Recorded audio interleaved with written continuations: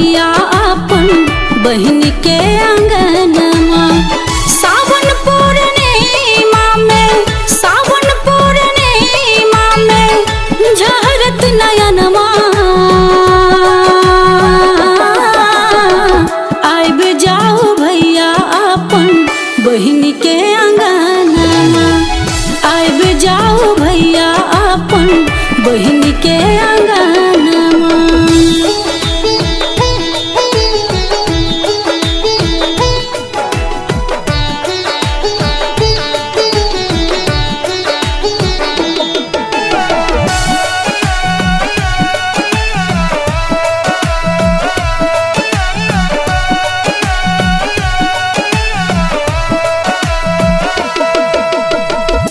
राखीक पावन भैया बड़े छै महान या।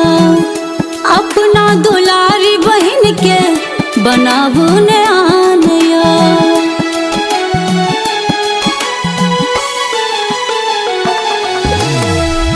राखीक पावन भैया बड़े छै महान या।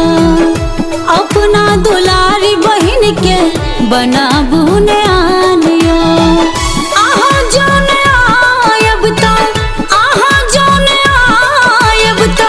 छछनत परनवा। आइब जाओ भैया अपन बहन के अंगनमा। आइब जाओ भैया अपन बहन के अंगनमा।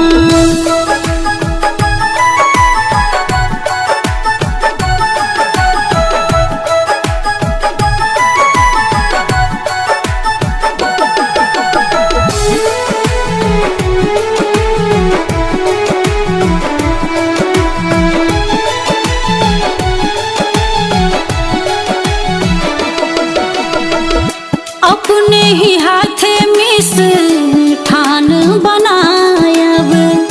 ओही ले भैया चौकी पीढ़िया सजायब।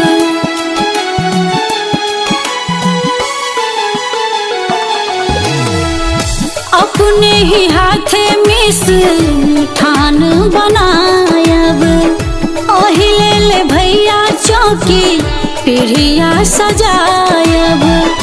रेशम के डोर छैया, रेशम के डोर छैया प्रेमक बंधनवा।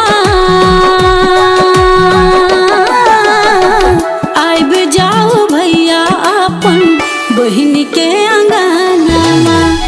आइब जाओ भैया अपन बहन के अंगनमा। सावन पूर्णिमा में, सावन पूर्णिमा में झहरत नयनमा।